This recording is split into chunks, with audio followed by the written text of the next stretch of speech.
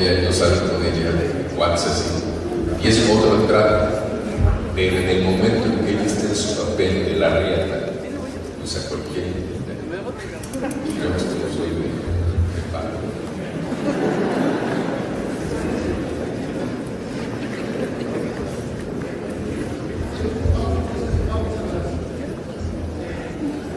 ¿Hay alguna forma específica de leer para tener una buena comprensión lectora? Bueno, hay varias.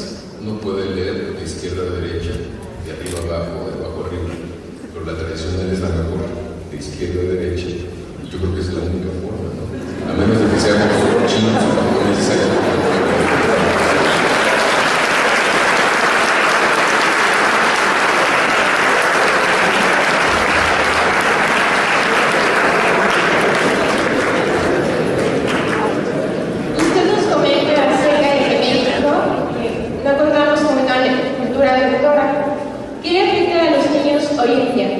¿Por qué los libros de la SEP tienen un sistema muy tonto para educar a nuestro futuro? Pues porque dijeron, bueno, ¿quién va a escribir o quién va a hacer o va a pensar en el tipo de texto en materia, digamos, de literatura? Entonces, yo tenía una amiga que fueron a París, estudiaron gramática estructural y no saben más que de lengua, pues que lo hagan ellos. Entonces ellos nos pusieron esos modelos que no son justamente para acercarnos a la lectura. Y yo, ¿por qué decidí que lo hicieran ellos? Porque yo, aunque sé leer y escribir, yo político, soy un analfabeta funcional, soy un lector precario, no me importa eso. Y no tiene sentido para mí leer porque yo tengo mi carrera y que el mundo cambie. ¿Cuáles son los dos libros favoritos para usted? Cambian con el tiempo y dos es demasiado. Cuando me dicen 10 se me hace un gusto, pero dos se me hace más. Cambia con el tiempo un poco, yo creo que será, si acaso sí, ya son muchos. Y cambia con el tiempo, pero por ejemplo, lo que les decía el Fausto de Grecia.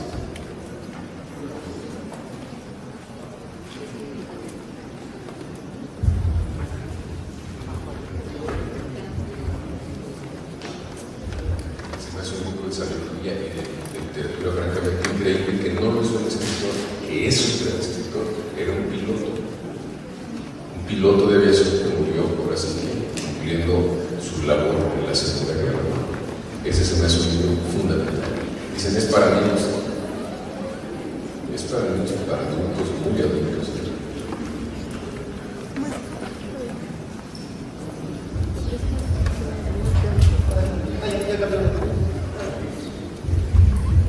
¿Cuál libro cree que sea fundamental para un lector? ¿Cuál libro? Es el que más me gusta, así sea un bestseller. Porque ese bestseller va a ser como la puerta de entrada para ir a otro camino. Porque para mí los fundamentales no son los clásicos, los que les dije, ¿no? De Quijote, es, por ejemplo, hay un poeta inglés que me encanta que se llama T.S. Eliot. Tiene un libro que se llama Los Cuatro Cuartetos y para mí se me hace. Ustedes científicos y técnicos deberían leerlo. El tiempo presente y el tiempo pasado tal vez estén juntos. The time present and the time past are both perhaps present. Yo creo que esos libros nos muestran también cómo la ciencia y las humanidades hay momentos en el punto esencial en que coinciden, se preguntan lo mismo, van hacia lo mismo que es esencial. Hola, ¿qué tal? Buenas tardes, soy José Enrique Ramamanga y mi pregunta es, ¿cuál fue el primer libro que leyó usted? Bueno, fue el primer libro que leí, o leyó mi madre, digamos, señora, fue la Biblia y fueron las historias clásicas, Daniel en el foso de los leones, David y Goliat, Sansón y Dalila, y muy pronto, bueno, fue simultáneo, empezó a leer La Isla del Tesoro, Robinson Crusoe, y de hecho me puse a leer porque no aguantaba yo las ganas de que hasta el otro día mi mamá me siguiera leyendo, y dije, pues se me hace muy injusto esperar tanto tiempo, y traté de entender las líneas, los signos negros sobre la página blanca, y así me puse a leer. Cuando habla de cultura apoyada en la educación básica, se enumeran países de Europa y se omite el caso de Cuba, que reporta índices reconocidos por la ONU. Bueno, el caso de Cuba es un caso que, en efecto, ahí no hay analfabetismo, pero tienen en muchas zonas lectura precaria. Lo sé porque yo me he carteado con gente, con maestros, no son porque con maestros ya tienen bastantes errores de estudio de lenguaje, pero en efecto sí leen más cosas. Tienen un gran problema que es la censura. Yo fui a la Biblioteca Central de Cuba, por ejemplo, en los archivos, los archiveros tienen a Octavio Paz, a Alessandra Lima, a muchos escritores importantes, pero los libros son inexistentes.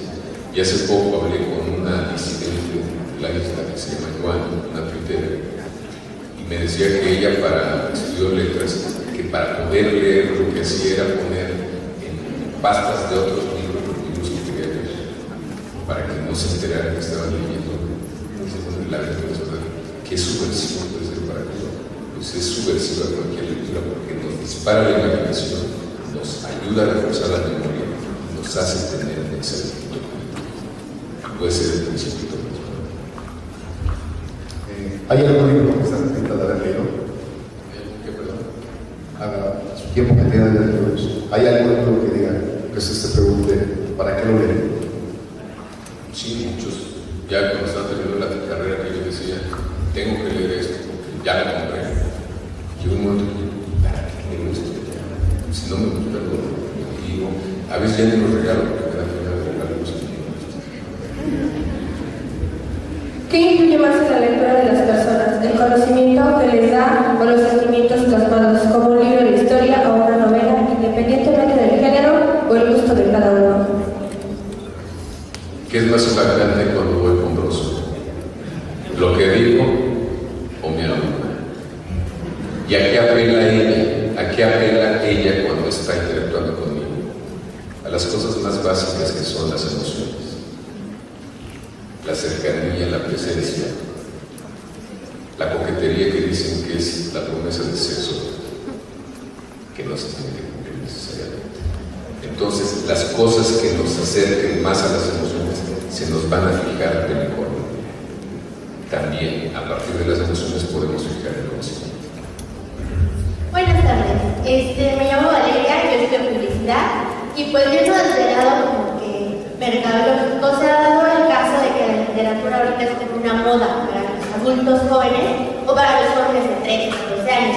Quisiera saber su opinión sobre qué es considerado buena literatura, aunque sean libros muy comerciales, a lo mejor se venden mucho, pero no son buenos. Entonces quisiera saber su opinión sobre este tema. Bueno, hablemos de bestsellers. Buena literatura, Harry Potter. Mala literatura, Crepúsculo. Todos esos sagas, ¿sabe qué? Son basura pero lo que es Harry Potter, uno dice Harry Potter, para niños. La señora que escribió Harry Potter es una maestra de literatura que le puso Potter porque Potter fue el apellido de la primera cuentista de Inglaterra.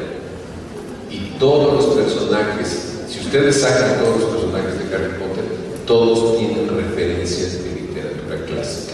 Les di el ejemplo de Aracne. No se inventó, entonces,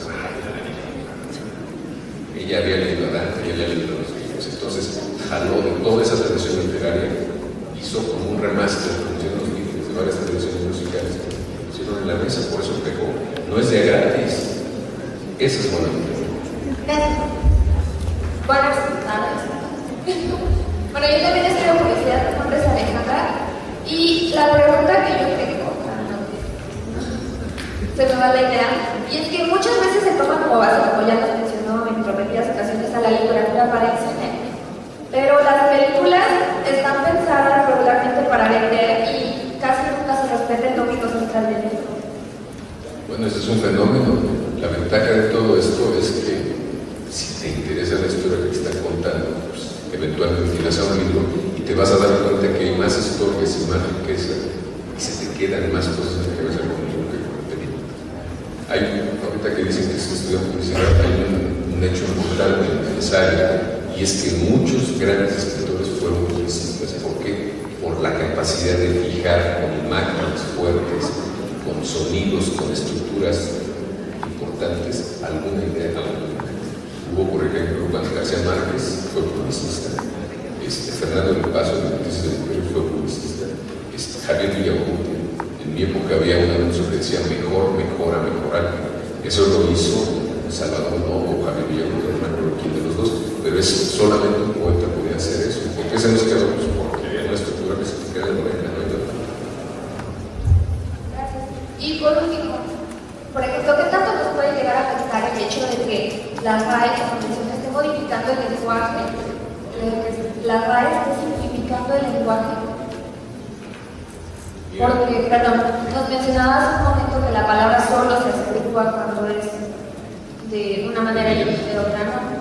Pero yo tengo entendido que hace poco tiempo la Real Academia anunció que ya no se acentúa. Y lo mismo con la palabra este. ¿Y sabes qué quiere decir eso? ¿Cómo se escribe así? Háganle tranquilo. Entiéndanse ustedes. ¿Y sabes cuál es el problema? Que ya no hay normas. Esto sale, bueno, los técnicos científicos, esto es ácido o es alcalino. Bueno, en algunos casos unos dicen que es ácido, otros alcalino. Como quieran, pónganlo, o pruébenlo, mézclenlo como sea. Eso está haciendo la Real Academia. Y se me hace un desastre. Porque está fomentando que tengamos, ¿saben cuántas palabras utilizan los jóvenes en promedio en México para interactuar? Como 220 palabras más o menos. Y ese puesto la sacó la Academia Mexicana de la Lengua. ¿Y saben cuántas palabras utilizó Cervantes para escribir el Quijote? 22,000. Y Shakespeare para escribir su obra, 23,000. El mundo de ellos era más ancho, más profundo, y tenía más cosas donde quedarse atrapado que las 200 palabras que tenemos ahora. De la película Gravity, cuando regresa el comandante, ¿es él o es un dios de la investidura del comandante para que la científica no se asustara? Bueno, ese es un ejemplo muy bonito y viene de una cultura literaria importante. Hay un autor que se llama Philip Dick, que es un cuate que se dedicó a escribir libros de ciencia ficción y a partir de la ciencia ficción, digamos, nos hizo las preguntas esenciales que tienen que ver con el sentido de la existencia. Otro de ellos es Ray Bradbury, que seguramente ustedes pueden consultar. Hay un libro espléndido que se llama El hombre ilustrado. Ese está en la web, entran, lean todos los cuentos, son estupendos. Y en el caso de Philip Dick, él inspiró a, por ejemplo, películas como Blade Runner, en donde hay los replicantes, los robots que ustedes ya están haciendo con nanotecnología y todo eso. Hay una parte en donde se enamora, digamos, un replicante y un humano, una mujer replicante, y llegan a la pregunta básica, o sea, ¿cómo voy a amarla si ella tiene fecha de caducidad? Y la reflexión es, yo tengo fecha de caducidad también, pero yo lo vivo. ¿Y por qué no voy a amar a quien tiene y sabe cuál es su fecha de caducidad? Entonces nos ponen en temas y problemas importantes que nos llevan a preguntarnos cosas como las que nos estás diciendo de la película Gravity. Buenas tardes, yo soy estudiante del Tecnológico de Resaco y bueno, mi pregunta va orientada hacia los deportes.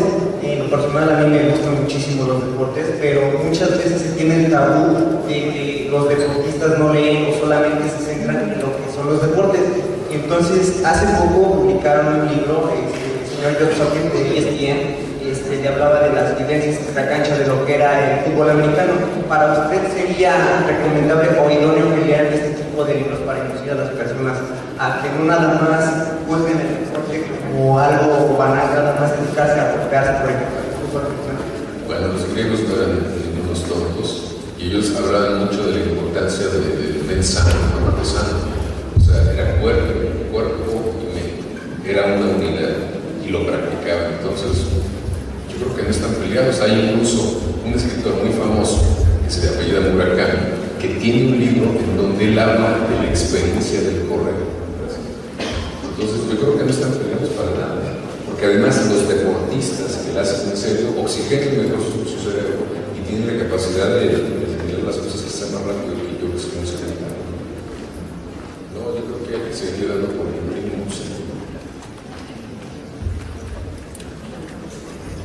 ¿Qué tal, maestro? Buenas tardes. Soy Alejandro de la carrera de Ingeniería Industrial. Y bueno, mi pregunta es que, pues usted ha hablado incluso de Japón y Estados Unidos, son grandes potencias y tienen una gran educación, una estructura, que es lo más importante. ¿Por qué México no puede o no quiere? Y si eso, o ya se dieron cuenta y no lo quieren hacer, ¿usted qué es lo que opina sobre eso? Pues ahí es donde se mete la política. A mí me da tristeza, por ejemplo, cuando vienen ahora todos los huracanes, que hasta hace poco tiempo algunos periodistas de manera irresponsable decían, no hay pruebas suficientes para el cambio climático, y había, digamos, decían solo el 62% está aprobado.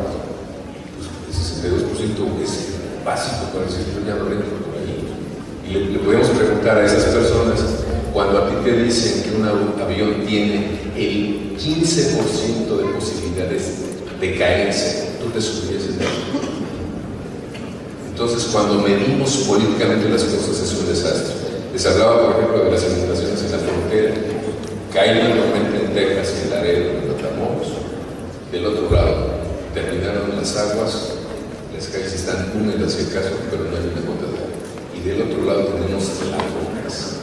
¿Por qué? Porque el drenaje está mal planeado, porque metieron un ducto en lugar del otro, era más barato, pero era de mi compadre, etc. Y ahí la política y la lucha y el mal negocio le dan el alto rato. En el caso de los japoneses, yo tuve la posibilidad de, bueno, he tenido la posibilidad de hablar con varios empresarios. Les he dicho cuál es el secreto, digamos, del éxito de las empresas japonesas. Y todos me han dicho más o menos esto: la limpieza, premiar la verdad, cumplir. Yo pensaba que cosas más así, como más prácticas. Yo les dije, pues algo más práctico, es lo más práctico. Y a ver, dame un ejemplo. Y me dieron un ejemplo de una fábrica que produce lo que tú quieras, con tu mecánica. Tiene un hilo de producción larguísimo, tiene grandes máquinas. Si tú me dices, si de repente yo me descuido, no hice bien mi chamba y mi parte de esa línea de producción la detuve yo. Si el jefe dice, ¿quién cometió un error? ¿Qué pasó? Entonces voy a decir, ¿quién? ¿Por qué? Porque si yo digo, fui yo, en ese momento el dueño o el jefe o el gerente me dice, lo corre y no le das liquidación porque ya me va a costar una lana. Ahí estamos castigando a la verdad. Si en cambio a ese mismo caso que vemos a Alemania, que vemos a Japón, y dicen, ¿quién causó el desperfecto? Dice, yo lo causé. El empresario con visión real dice, gracias por decirme, no te voy a cobrar, es más, ni le dice, no te voy a cobrar. Él agradece que le hayan dicho, aquí está el problema, porque si no tendrían que pagar a un técnico para que revisara toda la línea de producción y supiera dónde está el desperfecto en una semana. Iban a dejar de producir, y cuando lo fueran a arreglar, otros 2 días iban a invertir ahí. Le iba a costar mucho dinero, no tanto por lo que iban a pagar, sino por lo que iba a dejar de producir. Entonces, si premiamos la verdad, nos va a ir mejor a todos. Pero vean en las escuelas primarias, unos chavos que están jugando a la pelota, si rompen un vidrio de dirección, dicen, ¿quién rompió el vidrio? Porque el que lo rompió, lo pueden expulsar. Eso es no remediar la verdad. Bueno, buenas tardes, maestro. Muchas gracias por visitar el Instituto Tecnológico de Avisaco. Soy Carlos, con mucho gusto. Yo le voy a hacer 2 preguntas para responder. En cuestión a la situación en números de lectores que tenemos aquí en México, me gustaría que me dé su opinión del por qué tenemos tan pocos lectores en México. ¿Hay culpables? Y si hay culpables, ¿quiénes son estos culpables? Como por ejemplo la cultura, la escuela, el gobierno. ¿Quién es el verdadero culpable de esto si es que lo hay? Y la segunda pregunta es, para usted, ¿quién ha sido el mejor escritor que ha tenido México? ¿Y cuál es su obra favorita de él? Bueno, Sor Juana, sin duda, primero Sor. La otra pregunta, yo creo que uno de los grandes problemas que tenemos en esta materia es que la sociedad, nosotros, yo mismo, no hemos interiorizado la necesidad de la lectura. En esa medida no nos importa, y no me va a importar siendo yo quien soy, o siendo yo gerente de una fábrica, o siendo yo director de una escuela, o siendo yo rector de una universidad, o siendo yo secretario de educación pública. Si no lo interioricé, y no va a estar visto mal por mi entorno. Hace tiempo oí una entrevista con Carmen Aristegui donde había un diputado, que era un escándalo que él quería enviar les había para viajar a Europa, lo que sea, y a él le quedaron $1 millón y ya se acababa su mandato. Entonces él dijo, yo voy a regresar, esto no lo cumple. Se dio cuenta que no había ventanilla para devolución. Todos sus amigos de todos los partidos dijeron, ya quédate, no hay forma, quédate con él, no pasa nada, ya se justificó, es legal, te lo dieron para que viajaras, no gastaste tanto más que otros, pues estudio, ya te fue asignado, estudiando. Y decía, no, yo quiero regresar, y no podía regresar, no había cómo. Y él, en ese momento, Carmen Aristegui le dice, bueno, lo que pasa es que los políticos son otro tipo de animales. Y este cuadro le contestó de una manera muy sensata, le dice, no, Carmen, los diputados y los políticos son iguales que tú y que yo. La única diferencia es cuando te dan los recursos, cuando te mandan a Europa, al tercer viaje de Europa, ya te olvidaste de paisaje, ya te olvidaste de chorro. Y dices, si no pongo en la calle, no importa, pero quiero ir a París para comprar perfumes, para comer cosas de una baguette, lo que sea, para ir al té, por allá. Y lo único que quieren es mantenerse en el candelero y estar allá. Lo demás ya no importa.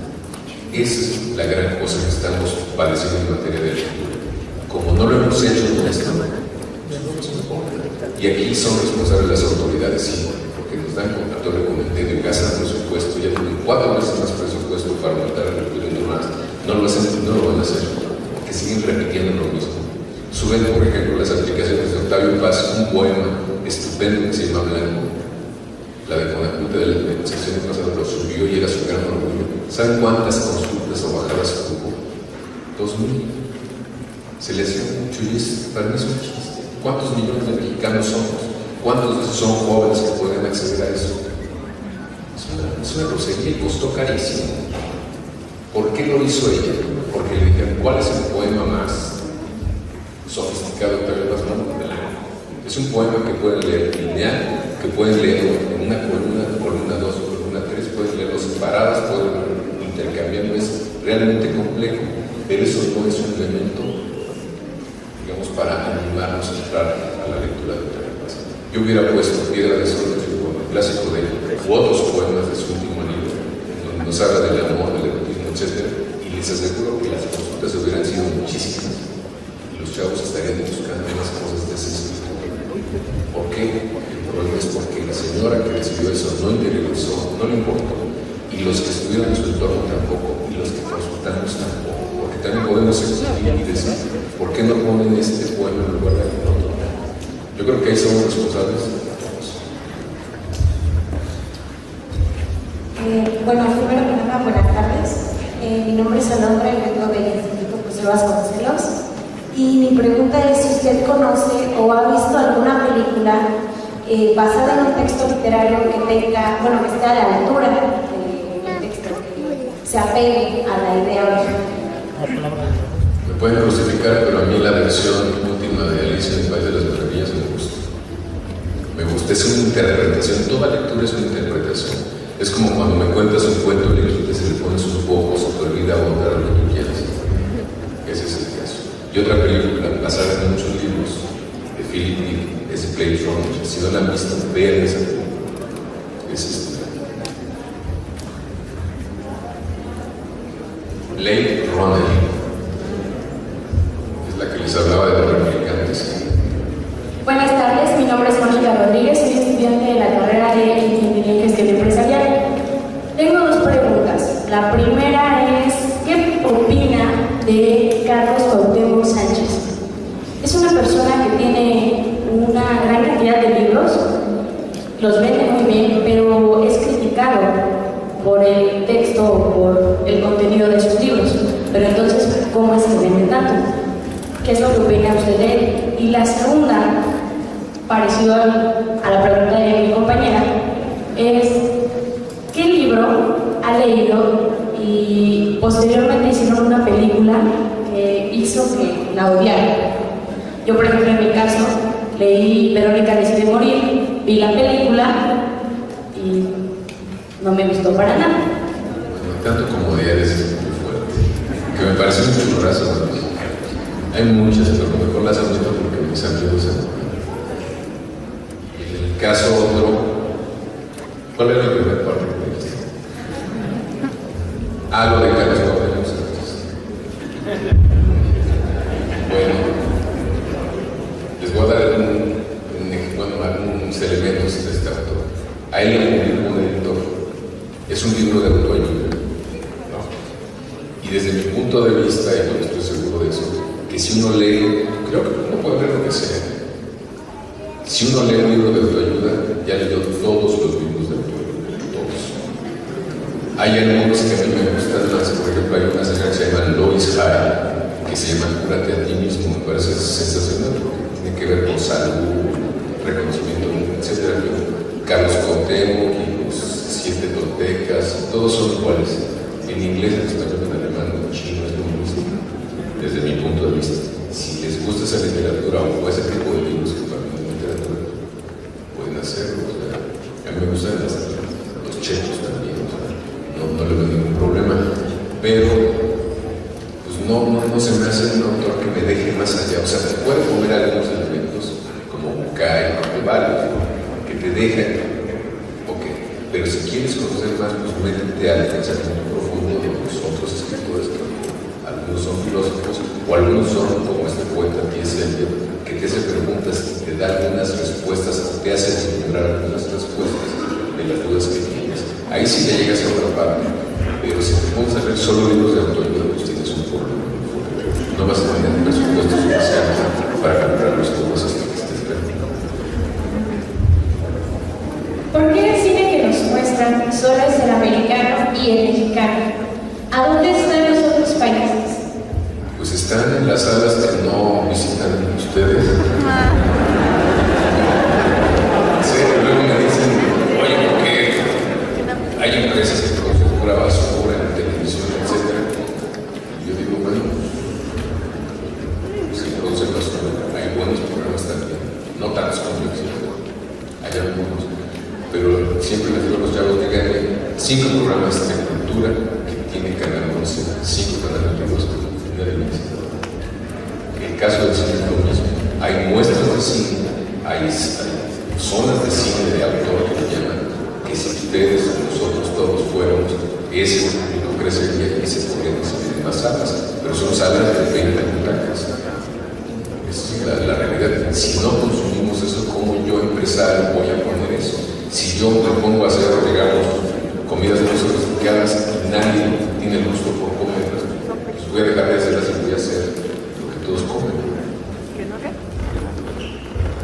Maestro, aquí, y bueno, a partir de los comentarios que ha dicho, bueno, en el Distrito Federal se han implementado algunos programas de lectura. Uno de ellos fue el de regalar libros, que a nadie le regresó, por supuesto, y la otra que están implementando ahorita es la de fragmentos en el metro, fragmentos de poetas que están publicados en el metro. Eso creo que es una buena iniciativa porque por lo menos uno va ubicando a sus autores. Ese es, bueno, es un comentario. Y la otra es un gran problema que yo veo es que de pronto uno busca un libro y ya hay libros que no se publican, o hay libros que se anotaron y ya no se pueden publicar, o sea, ahí hay un problema en la cuestión editorial y algunos quisiéramos acercarnos a libros y no tenemos la posibilidad. No, yo creo que es un gran problema en donde les hablé de la globalización que está unido todo en la misma estatura y pues no. Por ejemplo, el Fondo de Cultura, ahora con sus festejos, dice que tiene a 30 y tantos premios Nobel. Si quisiéramos ser malobras como los que trabajan ahí, podríamos decirles, de esos 30 y tantos premios Nobel, ¿cuántos de esos autores o sus libros los tiene circulando ahora? Que tú puedes decir yo los no, el primer editor de Ford, el segundo, etc. Lo importante de un catálogo es el catálogo vivo, no el catálogo histórico. Y hay libros que son clásicos de 15, sobre todo si eres una editorial pública. Si una editorial pública se va a poner a publicar cosas que tienen que ver con lo que estamos haciendo. Y desgraciadamente en muchos estados está pasando.